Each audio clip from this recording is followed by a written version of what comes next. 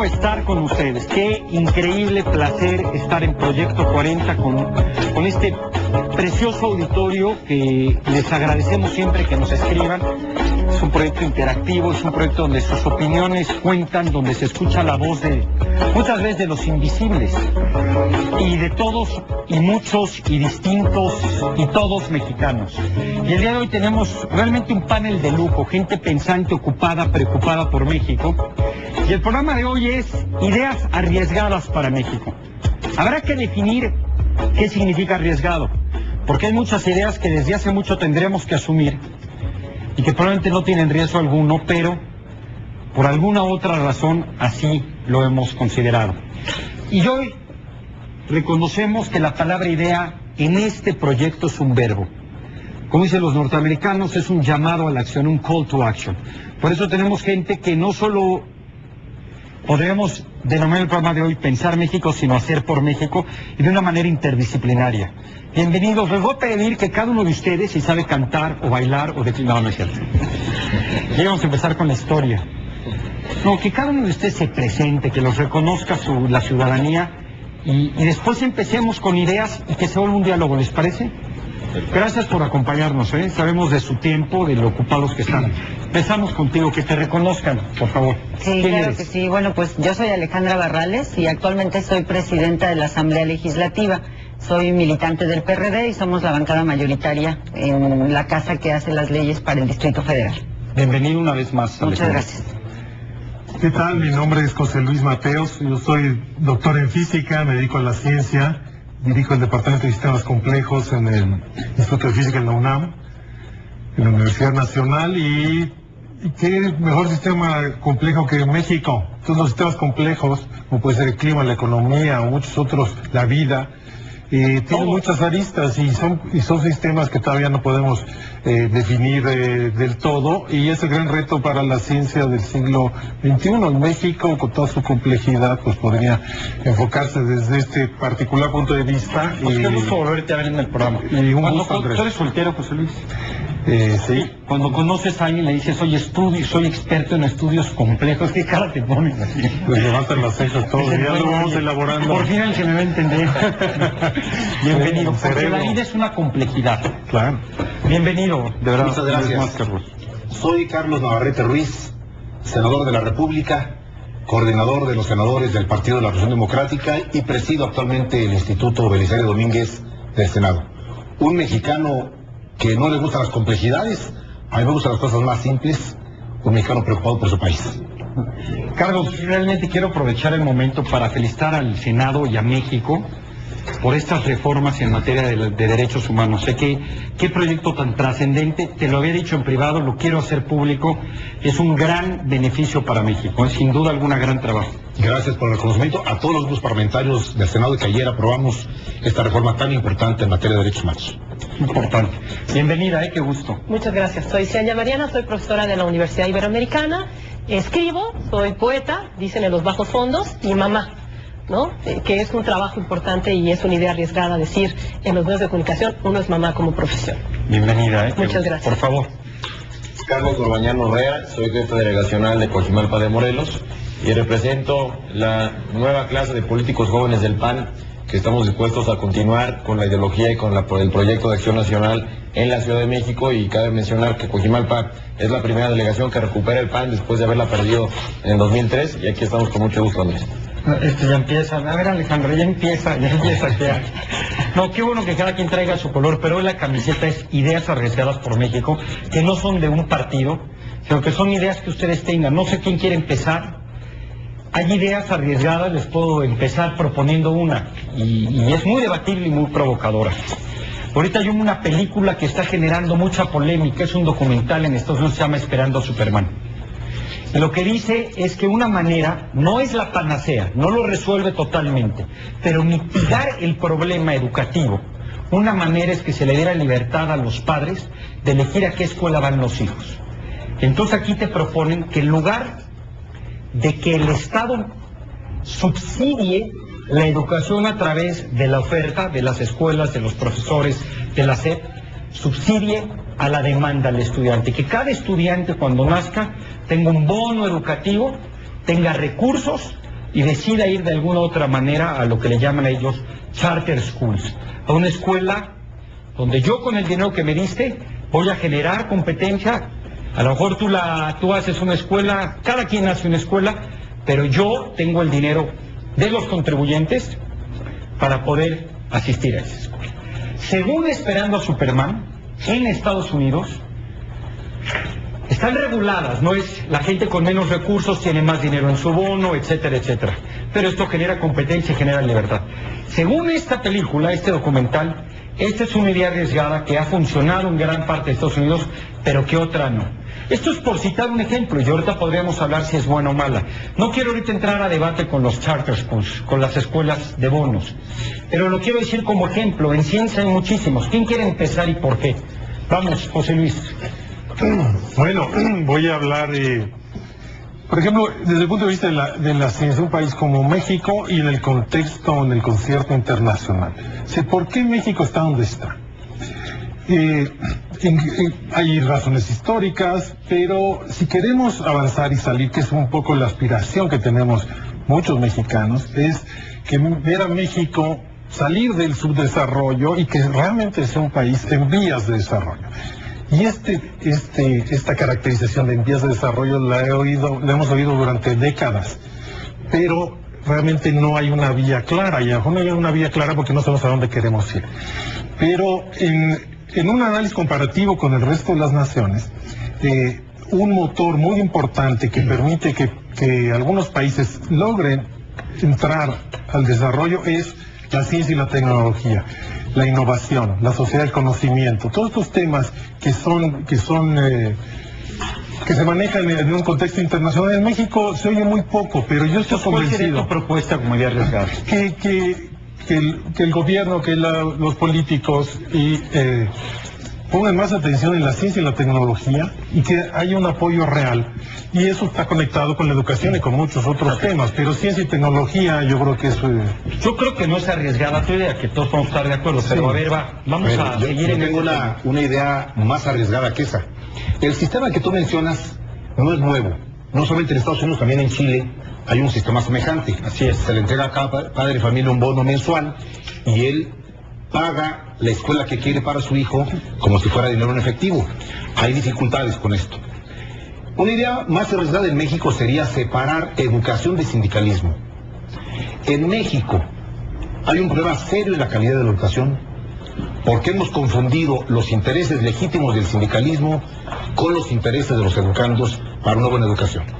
Hoy el CENTE pone directores, hoy el CENTE coloca a las gentes en las plazas, hoy el CENTE está separado si no les dan una Secretaría de Educación en un estado y está totalmente imbricado.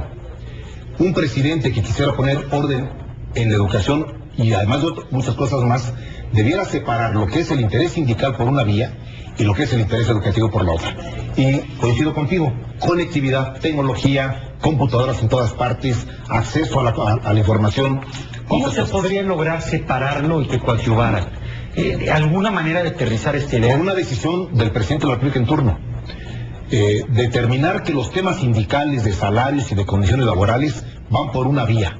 Perfecto. Pero los funcionarios, los directores, la vida de las escuelas día a día se da en el terreno de la educación. Vas luego, Alejandra. Sí, claro. Yo quisiera continuar un poco lo que dijo mi colega académico y un poco lo que dijo el senador. Sí. ¿No? Navarrete. Para poder aterrizar las ideas necesitamos una estructura. Entonces tenemos que decidir qué tipo de Estado queremos, ¿no? Entonces sindicalista, burocrático, etcétera. Entonces, dentro de ese Estado, a mí me parece que, dada la situación internacional, hay una pérdida de poder de los políticos, ¿no? Hay dos ideas que se me ocurren que son difíciles de tomar en consideración en México y en el mundo por la situación, porque estamos controlados por los monopolios y por las empresas, tanto la ciencia como la tecnología como la educación. Entonces, una tiene que ver, para poder hacer ciencia y tecnología, debemos de tener un proceso de identidad donde podamos integrar a la población de México. Simbólicamente no está integrada. La Ciudad de México ni siquiera tiene un nombre. Somos Ciudad de México, ¿no? Perdimos el nombre hace 500 años con la conquista. Esa es una idea arriesgada, porque las implicaciones sociales, económicas que tiene ponerles un nombre y además tendría que ponerle el nombre que nos ligara a lo histórico. Como París se liga con los griegos, nosotros nos tendríamos que ligar con nuestros propios griegos, decía Martí, ¿no? Que serían las culturas mesoamericanas. Entonces, eso es un problema, es una idea arriesgada. La otra, que está ligada a esto, es que tendríamos que volver a tener la soberanía sobre el maíz, ¿no? Lo tienen los monopolios, lo tienen las grandes compañías. Y yo entiendo que los políticos están maniatados, que no pueden tomar decisiones, ni en México ni en el mundo, ¿eh? ¿Por soberanía te refieres a autosuficiencia? No solo. Ha habido sistemáticamente una política para el maíz de abandono, de exclusión, incluso de racismo. Perfecto. Es muy provocador. Yo difiero mucho en algunos de tus puntos, pero vamos a generar debate. ¿Quién va? Bueno, yo quisiera comentar que me parece que lo que está viviendo nuestro país, que a nadie escapa, los temas de inseguridad, narcotráfico, obligan efectivamente a plantear ideas arriesgadas, pero también me parece que es importante que sean aterrizables, realizables.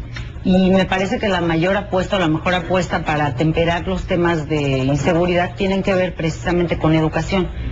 Profundizar, y nuestra apuesta tiene que ser absolutamente educación para rescatar a los que verdaderamente pueden hacer el cambio, que son los niños y los jóvenes.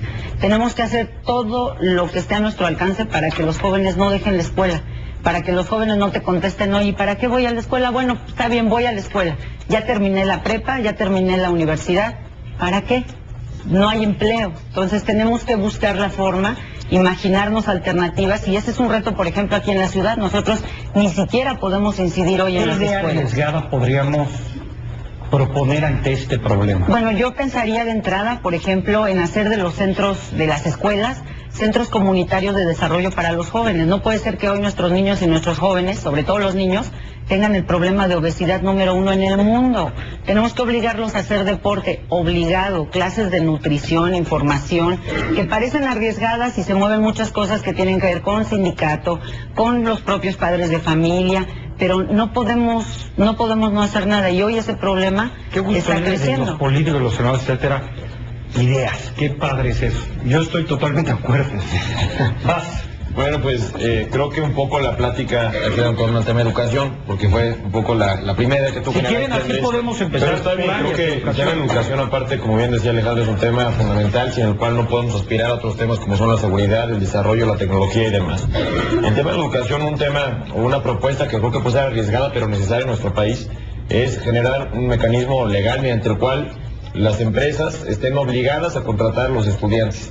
Y platico, esto es un caso que yo tomo también de Canadá, en los que en algunos casos están las empresas obligadas a contratar a ciertos estudiantes de algunas carreras, sobre todo carreras de ingeniería y tecnología, y así haces que un alumno que también está obligado a trabajar mientras estudia, tiene durante su ciclo escolar 4 meses para cuestión académica. ¿Le pagan? ¿Verdad? Sí, claro, y 4 meses para trabajar con pago. Y el estudiante está obligado asistir durante su curso de educación de 5 o 6 años, está obligado a 4 meses trabajar y 4 meses estudiar, de una forma tal que cuando sale ya cuenta con experiencia, ya le pagaron, y sobre todo las empresas van a estar obligadas a abrir nuevas fuentes de empleo a los jóvenes que están estudiando. Creo que es una idea arriesgada. Yo también, me suena polémico también esto. Pero creo que es una idea interesante. Está bien. Y otro tema también coincido con Ale, en el sentido de que antes de arriesgarnos a más ideas, vamos poniendo en práctica algunas que no hemos logrado aterrizar. En el caso del gobierno, por ejemplo, el tema de la reelección inmediata, ¿no? Es increíble. Vamos a temas por temas, ¿te parece? Pero bueno, es otro tema que pongo ahorita también sobre la educación, mesa. seguridad, temas de reforma. Pero en esta materia, a ver, déjame darle un giro a la propuesta que nuestro amigo da. A ver, darle recursos a los estudiantes para que estudien me parece magnífico.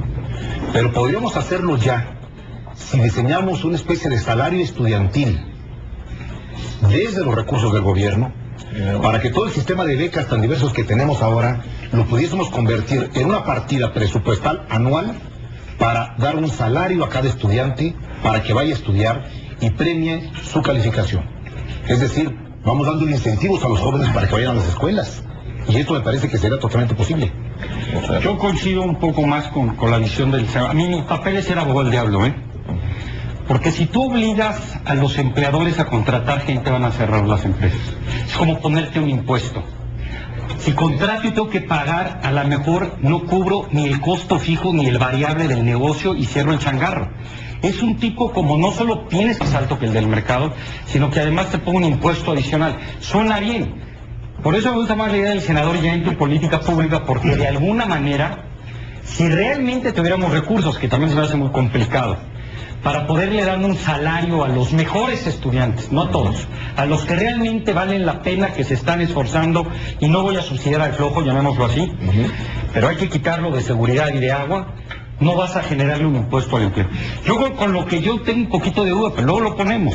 Me gusta la idea del rollo del maíz y todo esto, pero muchas veces por ser autosuficiente, me gusta más ser soberano, pero muchas veces por querer ser autosuficiente en algo, no aprovechamos que a lo mejor lo producen mejor otras personas. Pero este es un debate de 25 millones de años, totalmente ideológico, pero es para debatirse. Yo les quiero dar la palabra, y que ahorita sigamos con todo esto. Yo quiero proponer algo también en tema educativo.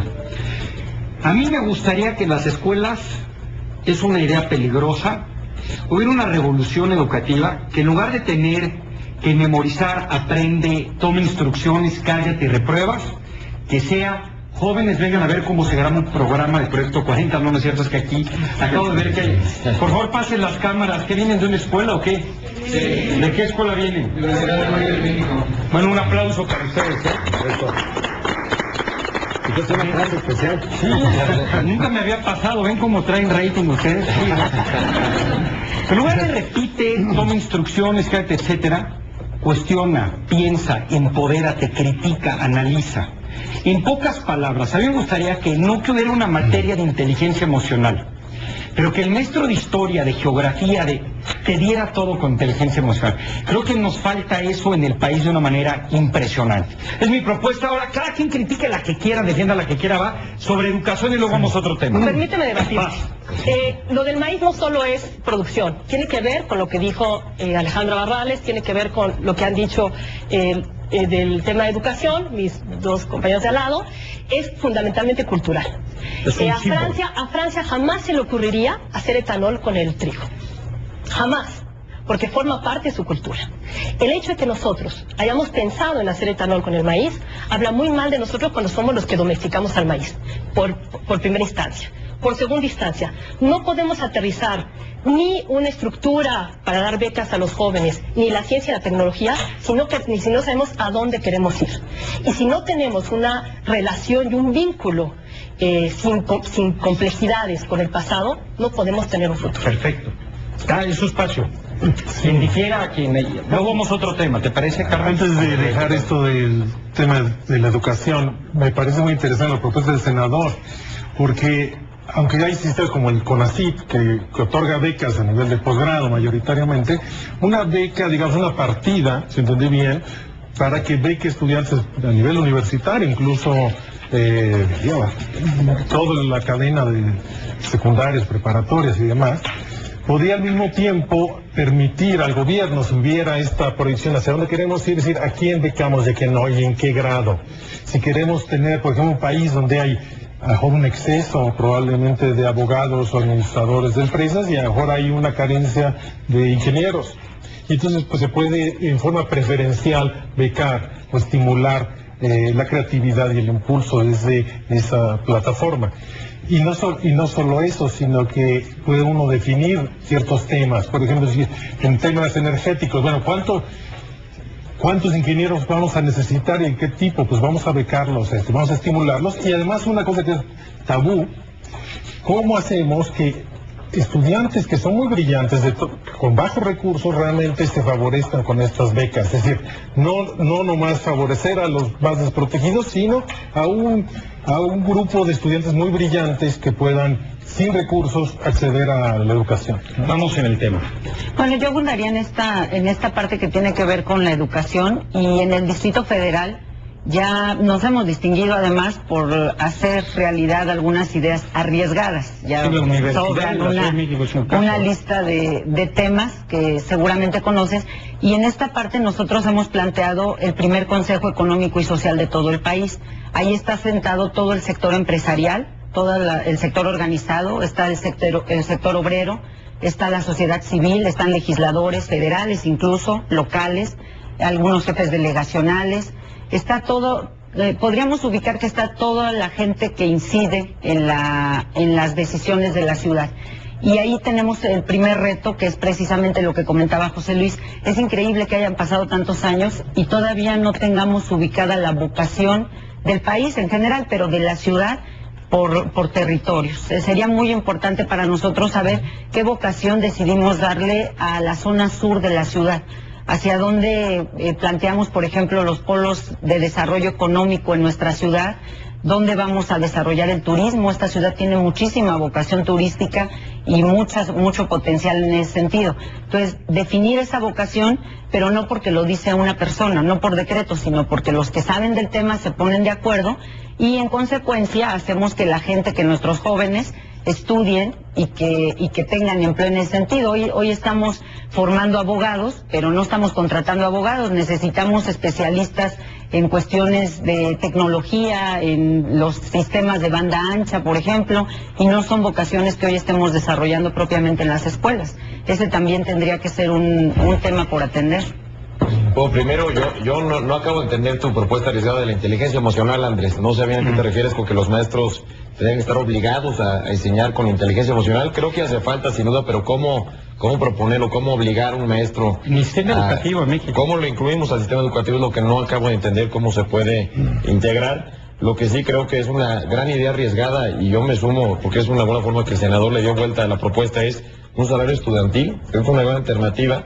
Y sí, también rebatiéndote a ti, Andrés, creo que es importante también que las empresas de ciertos niveles también pues estén obligados a contratar a los estudiantes. O sea, yo he visto cómo, por lo menos en el DF y en nuestra delegación, es muy difícil que los estudiantes sean tomados en cuenta. Los jóvenes, por lo general, no están de veras en el interés ni de los empresarios, ni de los políticos, ni de la cultura, ni del deporte, ni de la ciencia tampoco. Entonces yo creo que tenemos otra vez que cooptar a los jóvenes. Seguimos siendo ahorita un país de jóvenes. Si no aprovechamos el bono que tenemos ahorita, el bono poblacional, lo que pasa, Carlos, es que yo a veces siento que hay buenas intenciones, pero que la política pública son un problema. Yo sí creo que hay un severo problema de que la mayoría de los jóvenes terminan prepa o la carrera y les dice el papá del amigo, oye, pues yo tengo un contacto que conoce a una palanca que resulta ser primo, que una vez escuchó oír la palabra Navarrete, que trabaja en el Senado. No, o Barrales o quien sea. Y la realidad es que esa es una tragedia, porque el que tiene contactos tiene acceso, y el que tiene accesos tiene empleo, y a veces. Yo sí creo que hace falta un servicio profesional de carrera, yo sí creo que hace falta equidad en la competencia, y viene desde la prepa, porque a lo mejor que viene la prepa 4 no tiene los recursos que viene del americano, es un ejemplo, ¿no? Y que eso es muy complejo, pero que es cuando tú quieres contratar a alguien o lo obligas, una empresa te dice, eres para mí un impuesto. Y yo, solo por fregar, José Luis, me preocupa un poco tu propuesta, aunque la entiendo, pero ese es mi papel, repito. Esto es muy soviético. Hay gente que nace con el talento para ser artista, para estudiar historia. Y hay otros que nacieron para ser ingenieros. Oye, pero el país necesita ingenieros, vamos a subsidiar a los ingenieros. Yo creo que hay que más bien hacerte un proyecto de información, qué necesita el país, dónde te puedo capacitar. Pero cuando el mercado empieza, según yo, a apostar a determinado tipo de gente versus otra, no hablo equidad de género, cosas que son mucho más allá de tus talentos, allí sí estoy totalmente a favor. Este tipo de cosas terminas creando un problema de que te vuelves no un ser humano en sí mismo. No me puedo explicar, pero ya lo explicaré, y todo el mundo hay que rebatirnos. ¿Les parece bien que después del corte vayamos al tema político o tema seguridad? ¿Cuál prefiere? Seguridad. Seguridad. Quédense con nosotros, envíenos ideas arriesgadas para resolver primero la educación o mitigarlo. Ideas suyas. ¿Qué haría si tuviera usted el poder para ello? Y segundo, en materia de seguridad, ¿qué es el Proyecto 40?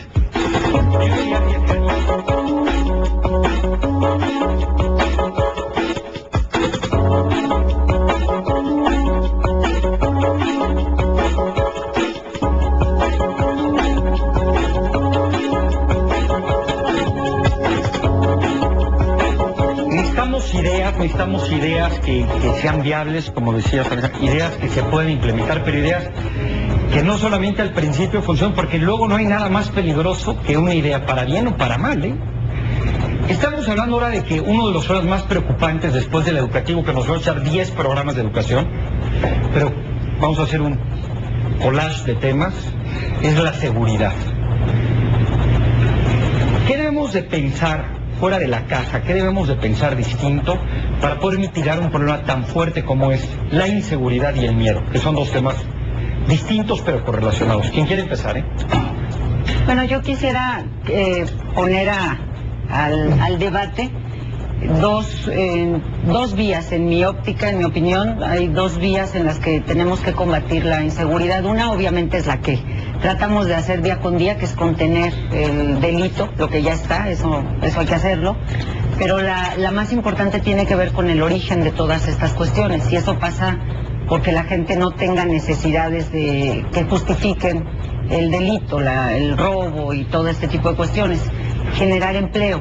Me parece que una idea que pareciera muy arriesgada es que estas zonas que hoy conocemos en la ciudad, que están ubicadas como de alta delincuencia, yo soy representante de hecho de varias de esas zonas, la colonia Doctores, la colonia Buenos Aires, una parte, la mitad de Tepito, son zonas donde está ubicada una delincuencia importante, y lejos de claudicar y de abandonar el territorio como gobierno, como políticos, como sociedad, debiéramos de volcarnos todos a esas colonias, esos espacios, y pensar incluso en cosas que ya han pasado aquí en la ciudad. En Miguel Hidalgo hay algunas experiencias aquí en esta delegación, donde en zonas de alta delincuencia se han generado complejos económicos, desarrollos inmensos, y que han empezado a revertir las conductas delictivas de todas esas zonas. ¿Puedes dar un zonas. ejemplo de qué tienes en mente? ¿Cómo lo harías? Bueno, desarrollando, por ejemplo, a lo mejor no doy el nombre exacto, pero hay un centro comercial que ahora es el más importante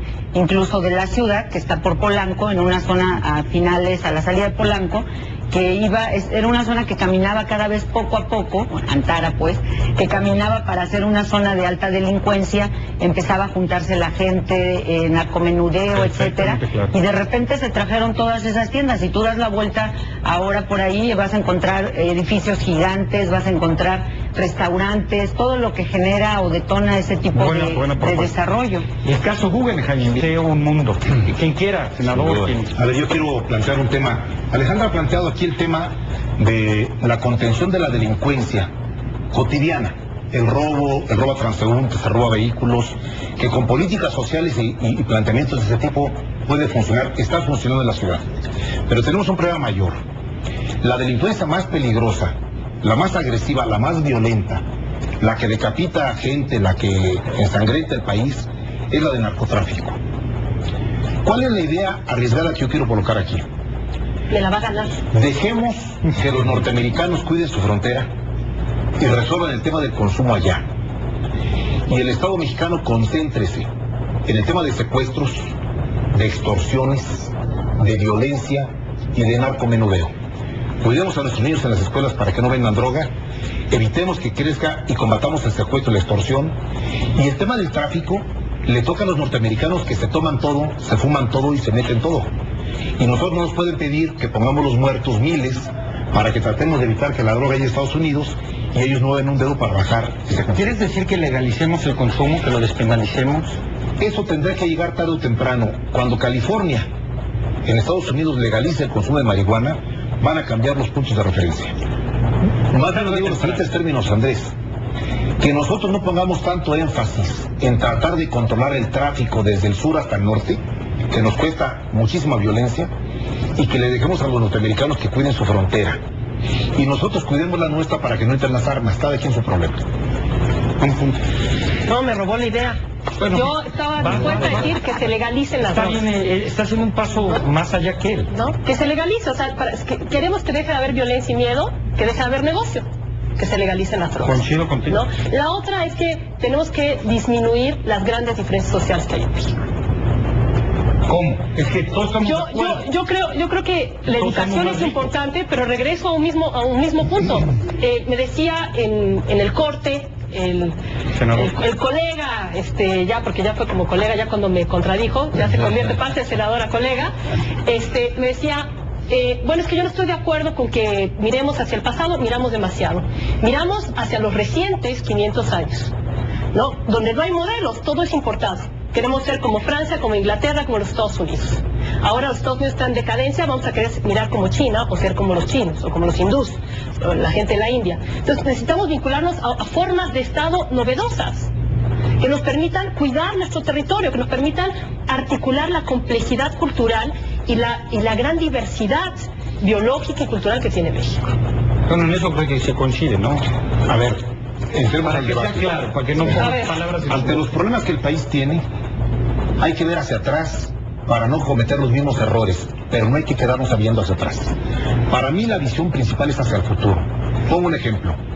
Un grado de desigualdad que en el país tenemos extraordinario es entre el niño de una escuela pública que no tiene una computadora frente a sí, contra un niño en otra escuela pública o en una escuela privada en otra parte que sí la tiene. Eso es tecnología, eso es conectividad, eso es sociedad de conocimiento. Si nosotros vemos hacia atrás para contar con abacos, no vamos a tener resuelto el problema. Hay que ver hacia el futuro. Hoy la sociedad del conocimiento es fundamental para que los países desarrollen capacidades. A nuestra sociedad hay que decirle que estudiemos el pasado, a mí me encanta la historia, pero no quedarnos viendo hacia el pasado. Hay que ver hacia el futuro en la apertura. Y digo una blasfemia para la izquierda. La globalización llegó para quedarse. No la vamos a poder controlar con deseos. Hay que competir en el mundo, hay que educar, hay que entrar a la competencia de la economía mundial y para ello la educación de alta calidad es fundamental. Quiero rebatirle, por favor, porque no voy a quedar la palabra a otro Carlos. perdónenme todos, pero No, al contrario, esto es fácil. yo estoy totalmente de acuerdo con el senador cuando dice la globalización llegó para quedarse. De hecho llegó en 1492, no hace 20 años. Pero el punto no es ese. China miró hacia el confucianismo para poder competir y aplastar al mundo. El Estado que hoy tiene China, que era capitalista en el año 1000, es un Estado confuciano. Entonces, si nosotros confuciano, Estoy vacilando. ¿no? Si nosotros no entendemos eso, si no entendemos esa lógica tan simple, tan tonta, o el hindú, o sea, su sistema productivo de software funciona a partir del sistema de castas y del sánscrito. Si no entendemos eso, ¿sí? Como México, lo que estás ¿no? interpretando. Entonces, ¿hacia dónde vamos a ir? Mejor el imperio japonés y la dinastía de 1865 fue porque se abrieron al futuro y abrieron las fronteras. Para muchos la historia ahorita de China no es haber regresado, sino es ahorita están exportando a todos los océanos chinos al mundo a aprender las mejores tecnologías y las mejores. ¿Lo puedes interpretar? Tú como historiadora lo ves con estos ojos, yo Sí, como claro, economista con claro. estos, el senador como politólogo, político.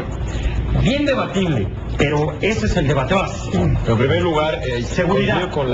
Porque hay un tema que es de seguridad, nos estamos un poco desviando, pero creo que el tema del origen de nuestro país es un tema complicado. Creo que regresando al tema de seguridad, yo quisiera darle un poco un viraje al debate.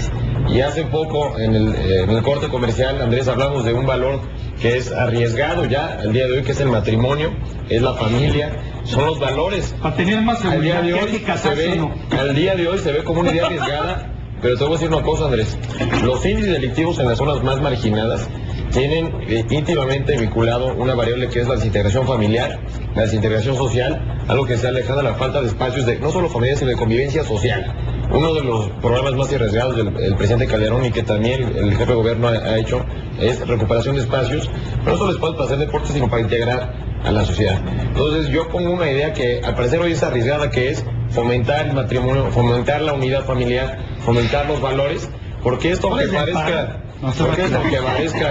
aunque parezca un tema de muchos, yo creo que es un tema que hay que restar todos, la unidad Y familiar, otra vez, como los valores, historiadora, cada quien cuando los piensa en índices valor del piensa en matrimonio otro. van arriba del 50%, del 50% de los divorcios, Perdón, jefe de la nacional, hablaste de matrimonios y de familias, ¿verdad? También. No, este es en plural, no es en singular. Sí, de matrimonios y familias, ¿no? Me parece bien. Entonces, Va de acuerdo a la reforma constitucional. por supuesto. Claro, por supuesto. Claro. Oye, Andrés, bueno, yo quiero retomar lo que comenta el jefe delegacional y bueno, yo estoy absolutamente de acuerdo. Está probadísimo el planteamiento de la vinculación que tiene la inseguridad con la desintegración familiar. No estoy tan de acuerdo en que el tema pase por el matrimonio, incluso eso no es garantía, pero lo que no está sujeto a dudas es el tema del vínculo familiar, la convivencia familiar. Eso nos parece que es el eje que puede cambiar las cosas y por eso es importante una serie de medidas que también parecieran arriesgadas. Son polémicas de repente, pero les comparto una que, por cierto, vamos a presentar la semana entrante y tiene que ver con las pensiones de los hijos. Estando de acuerdo con lo que plantea Carlos, Efectivamente, hoy tenemos un número importante de hogares que se desintegran. El mayor consumo, yo no estoy de acuerdo con la legalización de la marihuana por lo pronto, mi personal opinión, porque el mayor número de consumidores en este momento en el país está en niños entre 14 y 19 años. Y es precisamente como consecuencia de esa desintegración. Entonces estamos haciendo una iniciativa que obliga o que sanciona a los padres que no paguen la pensión de los hijos. El año pasado se registraron 12,000 divorcios, efectivamente. 10,000 se convirtieron en litigios. Litigios de mujeres persiguiendo a las exparejas, comúnmente mujeres, también habrá uno que otro hombre, pero 10,000 están persiguiendo la pensión para los hijos. Esos hijos ya no van a las escuelas, ya no tienen la forma de seguir estudiando, vienen los temas de adicciones, entonces es parte del planteamiento y no obstante a que pueda parecer de derecho, pueda ser de izquierda, es un asunto de valores, hasta de sentido común, y en eso estamos absolutamente de acuerdo y hay que imaginar cosas arriesgadas. Yo repito, porque me toca este papel, James Wilson tiene un muy buen estudio que no es tanto las familias divorciadas la causalidad de la delincuencia, sino la falta de amor. Hay veces que hay familias, hay matrimonios que aparentemente son muy felices, pero el padre no da dinero, etcétera, etcétera, aunque hay una gran correlación con el divorcio, pero no necesariamente. Yo siguiendo más tu punto, a mí sí me gustaría más que ver una obligación de empresarios contratando, porque puedo cerrar empresas, sí me gustaría ver que el matrimonio, gran parte del ingreso del que mayor reciba dinero le tenga que pasar al cónyuge. Es decir, las mujeres deberían de recibir dinero. Si yo gano 200 pesos, no es que esté casado por bienes mancomunados, mi sueldo 50% debería ser para mi esposa. A lo mejor hay que quitarle el 30% porque hay que comprar súper y todo, pero las utilidades deberíamos de ser socios, porque a la hora de la hora no hay libertad si no tienes independencia económica. Y cuando una mujer se especializa en el macho y luego se divorcia en desgracia, entonces yo creo que esa es una idea peligrosa, pero que ya no surge. Van, ¿tú querías decir algo, José Luis? Sí, un poco retomando lo que decía el senador, y en términos más o menos generales, pero puedo puntualizar en algunos temas. Yo creo que un gran problema en México es que estamos anclados en el pasado, demasiado. Todos los países reconocen su historia. Lo explican, ¿no? Porque está muy raro eso. Estamos obsesionados con nuestro pasado y eso nos pone muchas trabas. Un ejemplo. Tabús. Por ejemplo, un ejemplo reciente del siglo XX para acá, el petróleo. El petróleo se volvió una especie de religión. Y entonces, que tiene sus tlatoanis y sus cosas, y entonces el petróleo es intocable. Y entonces, hablar, por ejemplo, que no es ningún tema nuevo, de que Pemex tenga alguna componente en una iniciativa privada, es un tabú y afortunadamente se empieza a discutir más abiertamente, pero sigue siendo un tabú. Habría que ver el petróleo como lo que es, no es un aceite que sale en las piedras, ¿no? Aunque tenga una componente histórica. Otro tema es, por ejemplo, esto que decías de los energéticos, del etanol. No podría estar más en desacuerdo. Es decir, no podemos estar limitando los energéticos del país para el siglo XXI y el XXII pensando en que una plantita fue parte de la cultura, porque podemos hacer y compaginar la historia y al mismo tiempo desarrollar otros productos para generar energías alternativas. Entonces, muchas de estas trabas nos están impidiendo avanzar, y lo que es más grave es que no nos ponemos de acuerdo. Entonces, por ejemplo, ¿qué queremos hacer? Queremos ser un país energético, que es un país petrolero, netamente, pero queremos desarrollar energías alternativas, pues tenemos que dejar de lado tabús. Tenemos que entrar a perforar aguas profundas y empezar a imitar lo que hacen otros países como Noruega, Brasil, etcétera. Sí, tenemos que quitar mucho de esta historia, dejar lo bueno de la historia, pero hay muchas otras cosas que hacen más daño que beneficio. Vamos a hacer un breve corte comercial. Primero se regala el libro, Círculo Editorial Azteca regala el libro Sara y sus hermanas de Editorial Lid a las 10 primeras personas que nos escriban a debate@proyecto40.com.mx. Y por favor mándenos sus ideas que necesitamos para cambiar a México, ideas que debemos de desaprender, otras que tenemos que aprender por lo que vemos. ¿Qué opinan de la idea del senador Carlos Navarrete de vamos a reasignar recursos y preocupémonos de la frontera para acá, de nuestros secuestros, extorsiones, y allá que se preocupen del consumo, que es una idea arriesgada, importante? Vamos a regresar en un instante y por favor, ya está otra vez en cartelera Presunto Culpable. Película obligada. Váyala a ver.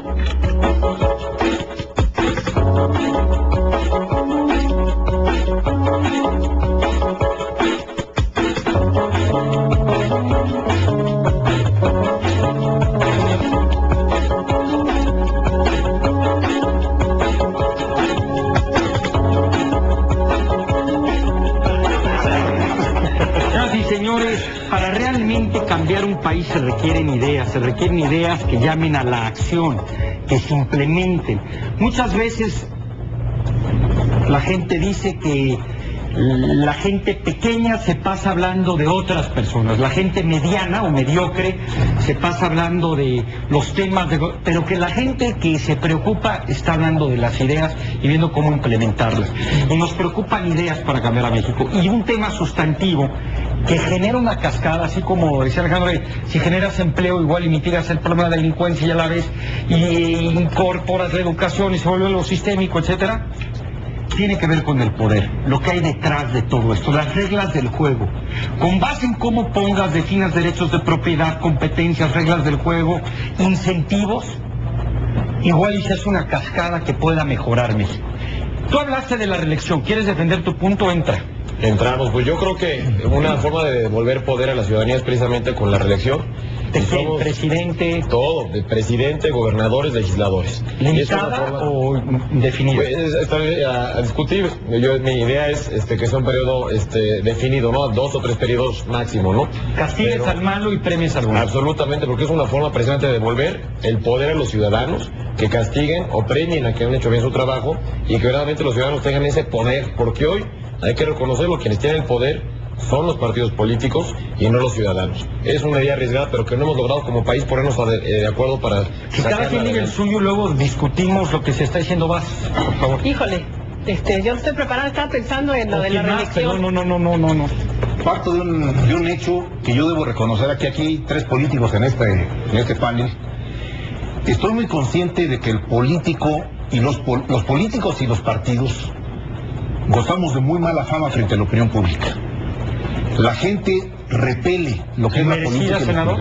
Merecida porque venimos de una historia de políticos aprovechados, ladrones, corruptos, incompetentes, demagogos, y ahí no se logra distinguir una buena política de la política tradicional. Necesitamos hacer un esfuerzo extraordinario para comunicar con la gente y convencerla que en la política puede haber hombres y mujeres con buenas intenciones, con buenas ideas, con honestidad, para transformar las cosas y sobre todo para ponerse a disposición de la gente. Un político que no sirve para eso, entonces está dedicado a otra cosa. Ahora bien, el régimen político tiene problemas de funcionalidad. Estamos en un traje viejo, tratando de que lo utilice una persona con planteamientos nuevos. Hay alternancia en el país, se puede gobernar el PAN o el PRI o el PRD o cualquier otro partido, pero los sistemas políticos viejos son los que estamos vistiendo y eso hace muy disfuncionar las cosas. México requiere una transformación de su régimen político sin duda alguna, entre los cuales el tema de la reelección es muy importante, el tema de la rendición de cuentas es muy importante. ¿Estás a favor de la reelección? El tema de la apertura a las candidaturas ciudadanas me parece que es fundamental. Totalmente aquí. Quitarle a los partidos el monopolio de proponer candidatos y dejar que un ciudadano con un respaldo determinado se presente al electorado y que la gente diga si ese candidato independiente es mejor que un candidato de un partido. Coincido. Sí, bueno, ahora justamente lo que aprovechando que estoy aquí entre políticos era la postura concretamente de 2 cosas, favor, ¿no? Reelección y candidaturas ciudadanas. No sé si alguien quiera. Yo desde mi punto de vista, creo también que la gente se pudiera anunciar en los medios, ¿no? Sí. Yo creo que es un debate, sé que estamos en un medio, pero que es parte de la libertad, es parte de que el ciudadano se empodere. Claro. Es otra de las reformas que yo creo que fueron equívocas, pero Ambos debatible. Yo defiendo esa. Ambos mecanismos van en esa dirección, empoderar a la ciudadanía, que es lo que estamos pidiendo los ciudadanos. Ahora yo veo ciertos atisbos que me hacen ser más o menos optimista, al menos empiezo a hablar del tema, pero me gustaría ver un poco más de velocidad, o sea, de cara al 2012, es decir, ¿qué pasa con las candidaturas ciudadanas y la reelección? Yo creo que La libertad que todos expresan los medios, yo sé que difieren algunos, yo me sumo. Pero aquí tú dices, está claro, Yo creo que es antipartidocracia. totalmente ese poder a los ciudadanos. Bueno, pues yo lo primero que señalaría es que estoy de acuerdo, por polémico que parezca el tema, con el asunto de la reelección. Yo vengo en esta trayectoria iniciada hace muchos años en el ámbito sindical, donde es también muy cuestionado el tema de la reelección, y siempre he planteado mi posición a favor de la reelección. Me parece de todas estas figuras, siempre que tienes un cargo de elección popular, siempre debieras de estar sometido a la recalificación de la gente, y te activa en una condición absolutamente diferente. Cuando un político tiene el incentivo de continuar trabajando y creciendo en su trayectoria, que es legítimo, absolutamente cambia. Lo ves en el territorio, lo ves trabajando, lo ves rindiendo cuentas. Cuando sabe que es probablemente su último cargo, viene todo esto que aquí se plantea. Están buscando otras oportunidades, otros esquemas, y yo creo que efectivamente eso le imprimiría un cambio importante a la forma de hacer política. Y lo otro que también me parece muy importante y arriesgado, por supuesto polémico, tiene que ver con este sistema electoral que hoy tenemos, que de manera increíble está fuera de la realidad. Te plantean campañas que tú ves en la calle, que son campañas millonarias, donde nadie puede creer que con los 400,000 pesos que te autorizan para una campaña como jefe delegacional, como diputado, como cualquier otro candidato, que eso no es lo que reflejan los hechos en la calle. Sin embargo, es lo que dice la norma. Es increíble que nosotros no tengamos la posibilidad, como sí hay en otros sistemas, como en el de Estados Unidos, de decir con toda transparencia quiénes son tus donantes, y que no esté prohibido, que no se vea ilegítima la relación con el electorado, por el contrario, que sea pública, y que no te obliguen, que no te obliguen a otro tipo de cuestiones. Esa sería una fórmula en donde los políticos estaríamos obligados a la rendición de cuentas, hablando de recursos en campaña. Yo sí quiero puntualizar que fue muy importante esto, que no sea indefinido, porque muchas veces la gente que está en el poder, obviamente, tiene mayor capacidad de ser reelecta porque sale más en la tele, porque tiene más... También se puede ver muy inequitativa la competencia, entonces sí hay que hacerlo por un periodo. Y esto también te da memoria institucional, ¿eh? Claro, y quiero reforzar ese tema también, si me permiten.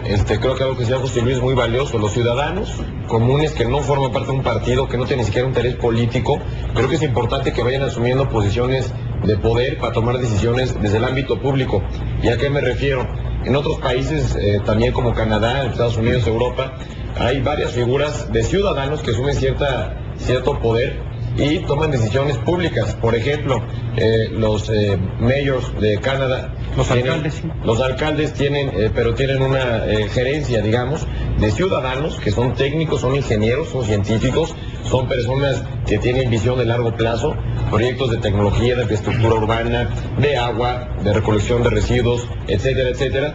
Y estos ciudadanos que tienen una capacidad, una visión distinta a la de los políticos tradicionales, tienen ese poder de decidir sobre temas que son trascendentes para sus ciudades y para sus países, y creo que ese es el punto esencial, que es devolver a los ciudadanos, empoderarlos y que tomen decisiones, no solo ya traen su diálogo para el 2012, me queda claro aquí. ¿Tú quieres decir algo? Me parece muy peligroso lo de la reelección. Justamente lo que está pasando en Medio Oriente tiene que ver con eso. Estamos viviendo un ciclo de dictadores que se caen, ¿no? Ha pasado en América Latina. En política hay una tendencia a conservar el poder, que es legítimo. Los seres humanos nos gusta conservar el poder, ¿no? Y si nos hacemos viejos es porque la naturaleza es más sabia que nosotros, para dejar el poder aunque no quiera. Pero no está a favor de la dictadura, ¿no? Aquí es una democracia. Claro, aquí es una democracia, pero... ¿Religes o no religes? Claro, no pero ¿quién se relige? ¿Pero quién se relige? El que tiene... Yo creo que habría que empezar por ahí. Claro, pero ¿quién se relige? ¿El que tiene acceso a los medios? ¿El que tiene dinero? ¿El que tiene alianzas? ¿No? Ese es un problema.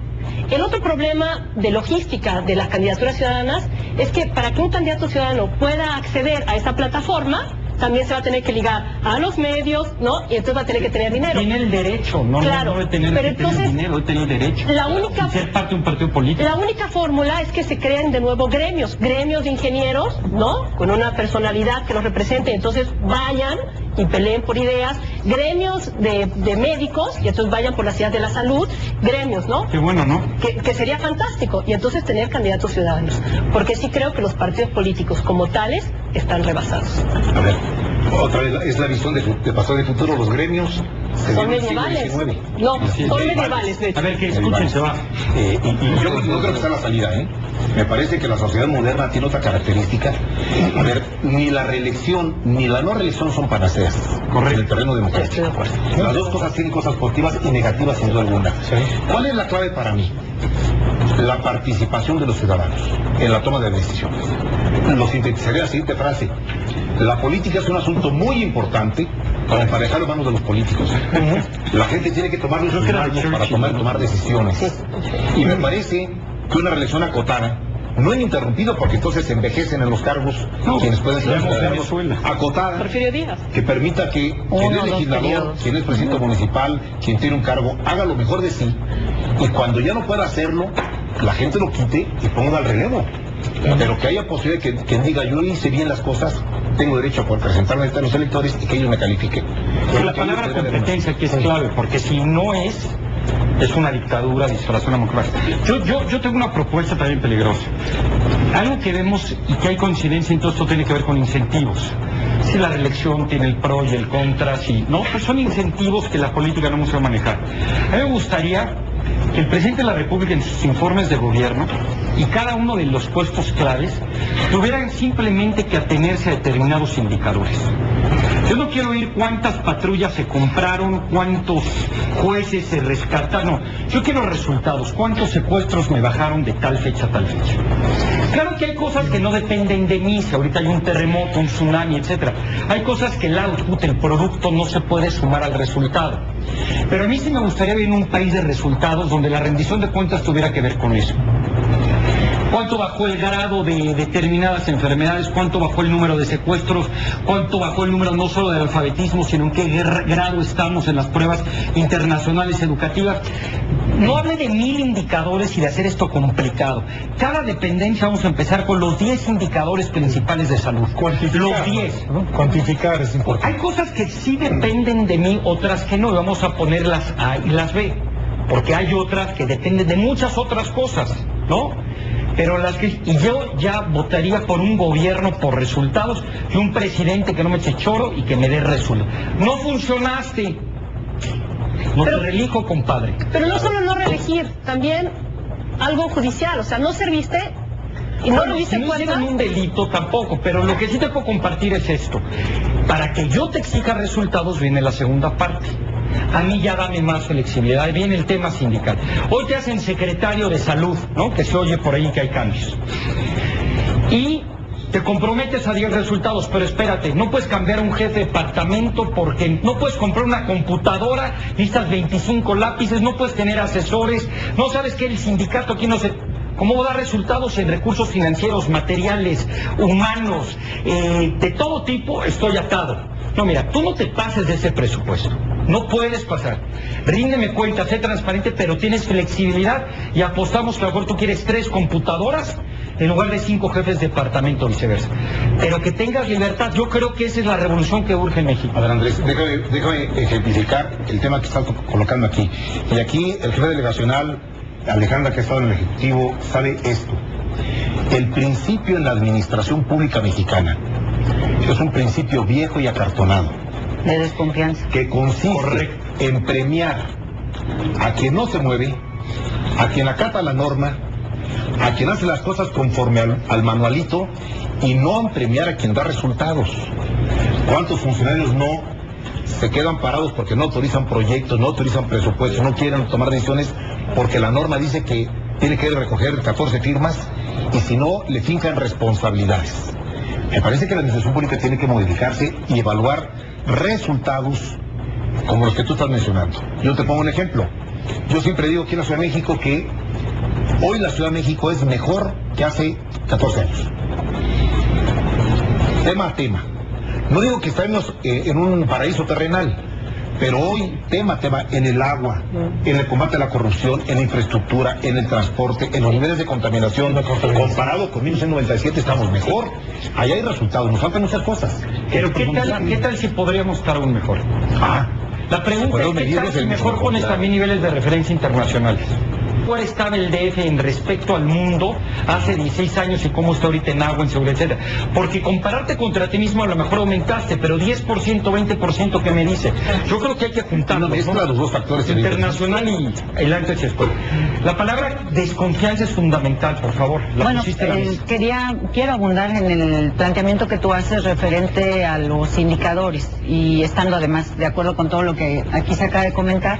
Ese es el problema que hoy tenemos, es polémico el tema de los indicadores. Por ejemplo, cuando estamos hablando del ámbito legislativo, se piensa que un legislador es productivo porque presenta más iniciativas. Error. Lo digo con conocimiento de causa, con mucho respeto, pero a veces son ocurrencias. De repente encontramos legisladores que nos presentan, hay legisladores que presentan 100 iniciativas y habemos, o hay otros que presentan 3, 4, 10, pero que se convierten en leyes, se convierten en políticas públicas. No, y una mala iniciativa destroza el país. Y la gente cree que cuando tú hablas, por ejemplo, hablan en algunos medios cuando hacen los reportes de resultados, de repente te dicen, hay un rezago legislativo de 350 iniciativas que no se han revisado. Digo, lo que tú no puedes comentar es esas 350 son ocurrencias que no vamos a poder resolver porque no le sirven a nadie. Entonces no puedes calificar a un órgano legislativo y como eso seguramente estarás hablando de un trabajo al interior de una jefatura delegacional, de una jefatura de gobierno. ¿Cómo calificas? Hay que pensar, esos indicadores serían básicos. Tú te pones la camiseta y dices, así como en el Ejecutivo, ¿qué haremos con el Legislativo? ¿Qué haremos en la universidad? ¿Qué haremos en historia? ¿Cómo nosotros evaluarnos como mejores seres humanos? Señores, se nos acabó el tiempo. Les agradezco sus ideas. ¿Quieres decir rapidísimo algo? Me van a matar, pero va rápido. Señores, no se pierda Justicia en Pleno con Ana Laura Magaloni y Alejandro Madrazo en punto de las 11 horas de la noche. Gente brillante. Y 30 minutos después de la medianoche, Contraste 40 con Raúl Sánchez Carrillo. Contrastes y Francisco Garfias, otro gran periodista, Luis Soto y Natalia Briceño. Qué gran equipo de gente. Quédese aquí en Proyecto 40. Y por favor, envíen ideas arriesgadas para cambiar México y los primeros 10 se llevarán este libro. Muchas gracias, quédese aquí en su Proyecto 40. Muchas gracias.